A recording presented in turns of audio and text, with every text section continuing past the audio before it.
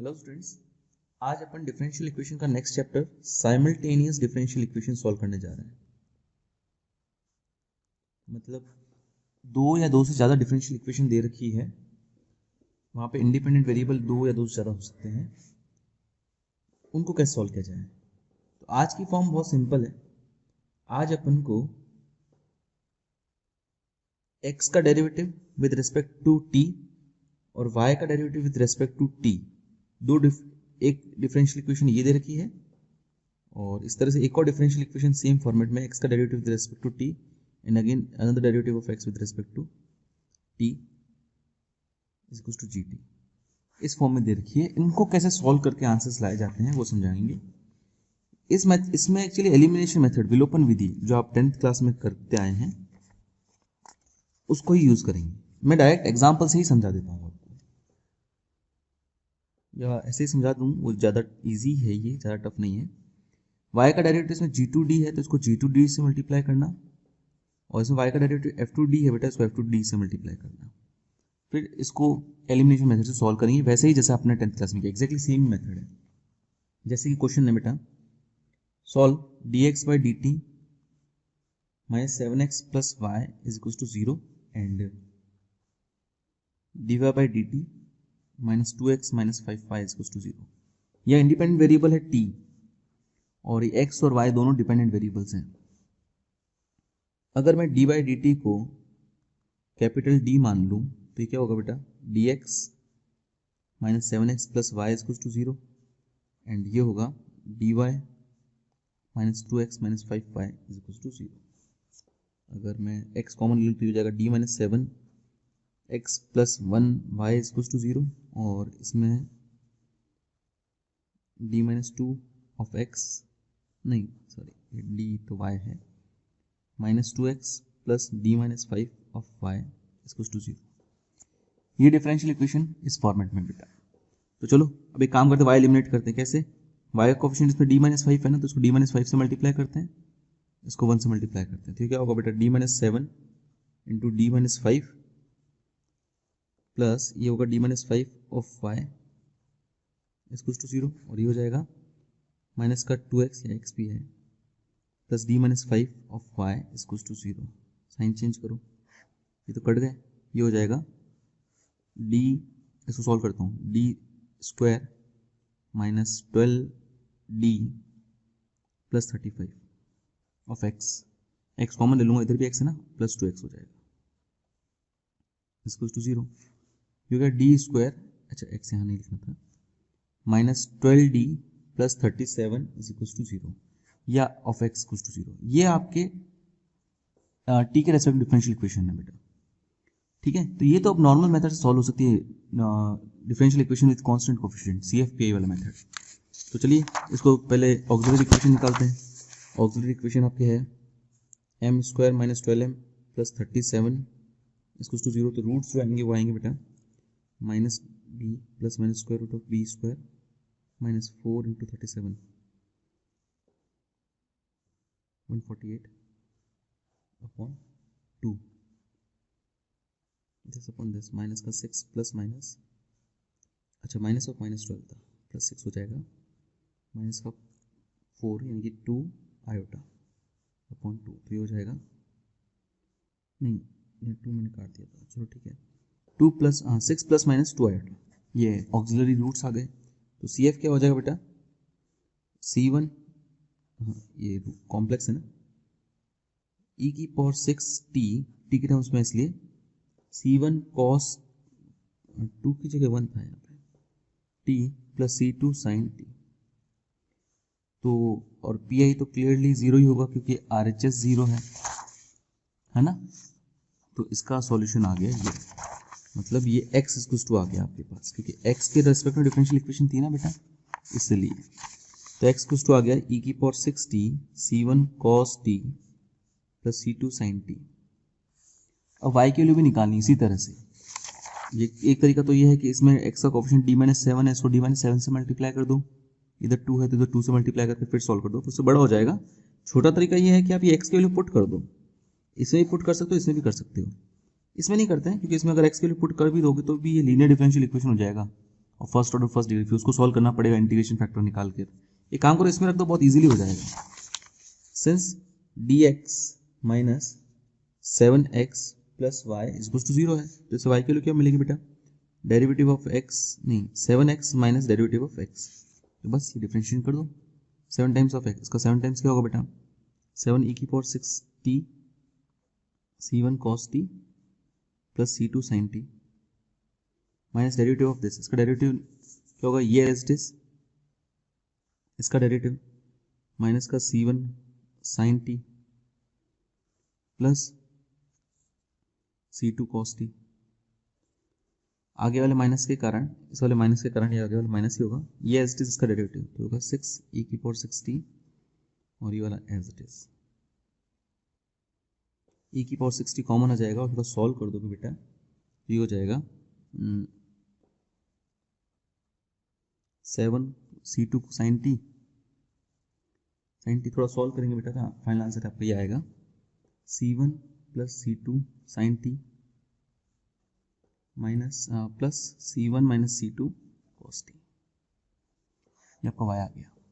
आपको इसी तरह से x और y के अलग वैल्यूज लाके छोड़नी है, सिंपल क्वेश्चन है बेटा। चलिए एक और करते हैं एग्जाम्पल 3 2013 में आया हुआ है, dx plus 2x minus 3y इसको टू t है, और dy minus 3x plus 2y इसको टू e की पावर 2t है। तो यहाँ पे d का मतलब कुछ नहीं दिया हुआ ना बेटा, dy बाई dt ही है एक्चुअली, तो ये तो है d plus 2 of x minus 3y इसको टू t माइनस का 3x प्लस का d प्लस 2y इसको टू e की पावर 2t है बेटा। तो चलिए एक को एलिमिनेट करते हैं, या तो y को एलिमिनेट करते हैं या x को एलिमिनेट, किसी को भी कर सकते हो, चलो मैं y को ही कर देता हूँ। y का कोएफिशिएंट इधर d प्लस 2 है, तो इधर d प्लस 2 से मल्टीप्लाई करो, इधर माइनस 3 से मल्टीप्लाई करो, तो d plus 2 into D plus 2 का होल स्क्वायर हो जाएगा बेटा, of x minus 3 times of d plus 2, अब प्लस 3 से मल्टीप्लाई करते हैं माइनस 3 की बजाय, एक सेकेंड यहाँ पे रह गया y तो था ही d प्लस 2 इंटू टी, अब इसको 3 से मल्टीप्लाई करते हैं तो माइनस का 9x माइनस का प्लस हो जाएगा, तो प्लस ही है 3d प्लस 2 y, और ये होगा 3 e की power 2t।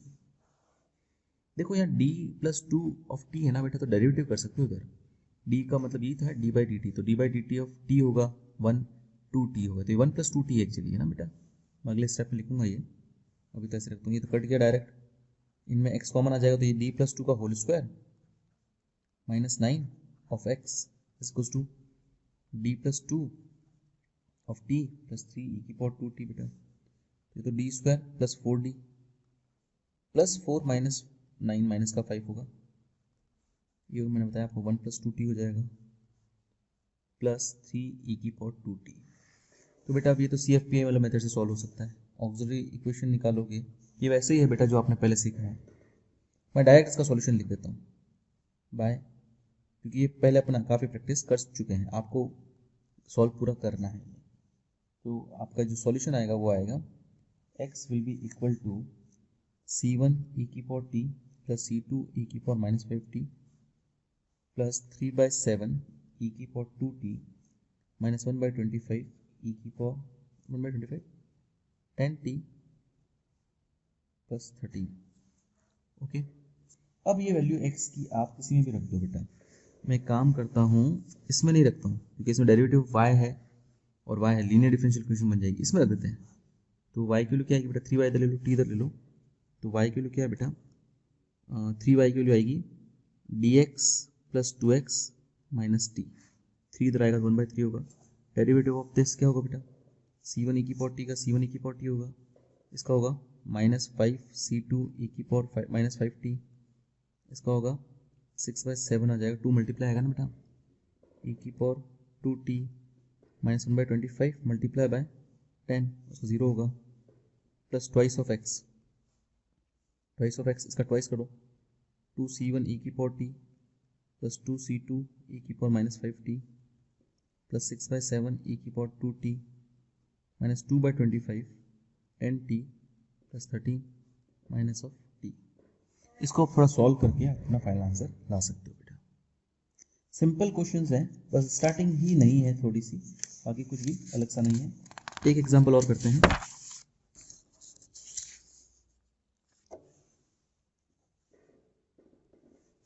Example 7, t dx is equals to t minus 2x,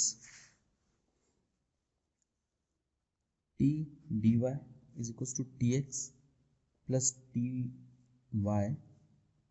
plus 2x minus t। एक सेकंड, इस बार थोड़ा सा अलग आ गया क्वेश्चन, ये इंपॉर्टेंट है, 2012 में भी आया हुआ है और 2016 में भी आया हुआ है, 5 मार्क्स का।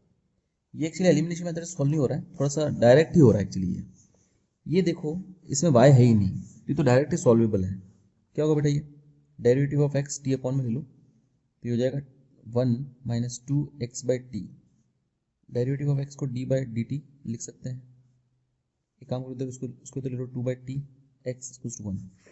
ये तो लीनियर डिफरेंशियल इक्वेशन है first order first degree, dy by d x plus p y equals to q, जहाँ p और q जो है x के फंक्शंस होते थे, एक्जैक्टली वही फॉर्म है, बस y की जगह x है और x की जगह t है। तो आप लिखोगे दिस इज, इसको सॉरी इंटीग्रेशन फैक्टर निकाल के सॉल्व करते थे बेटा। This is linear differential equation of first order and first degree. तो कैसे सॉल्व करेंगे बेटा इसको, पहले इंटीग्रेशन फैक्टर निकालो, e की power integration of p dx होता था, p की वैल्यू यहाँ पे 2 बाई टी है, तो integration of this dt, dx जगह इस पर dt आएगा 2s और ये हो जाएगा log t, t स्क्वायर हो जाएगा और log से e कट जाएगा, तो इंटीग्रेशन फैक्टर आ गया t स्क्वायर। सॉल्यूशन कैसे मिलेगा बेटा, x ये y इंटू इंटीग्रेशन फैक्टर होता है, y की जगह x लिखा हूँ मैं, integration factor is equals to integration factor into q, q की जगह 1 है, dt plus c, x into t square into 1 dt plus c. तो x t square equals to 2t cube by 3 plus c, तो x की value आ गई t by 3 plus c by t की power 2, ये एक्स की value आ गई। चलिए y की वैल्यू लेके आते हैं। अब y की वैल्यू थोड़ा सा ट्रिकी हो गई है। एक तो अपन को पता चला t dy equals to t x plus t y plus 2x minus t, और एक ये दिया हुआ था t dx equals to t minus 2x, और एडिशनली अपन x की वैल्यू लेके भी आ गए हैं। स्मार्ट अगर ध्यान से देखो तो t माइनस 2x और ये 2x माइनस टी काफ़ी कुछ सेम ही है, नेगेटिव है मतलब इसका। एक काम करता हूँ मैं, अगर इसको मैं लिख देता हूँ negative of T D x, तो चलेगा बेटा, t कॉमन आके कट जाएगा तो dy, इसको तो लिख देता हूँ dx plus dy equals to t तो गया x plus y, dx by d t plus dy by d t equals to x plus y आ गया। अगर मैं इसको ऐसे लिख दूँ dx plus dy equals to x plus y into d t तो भी चलेगा।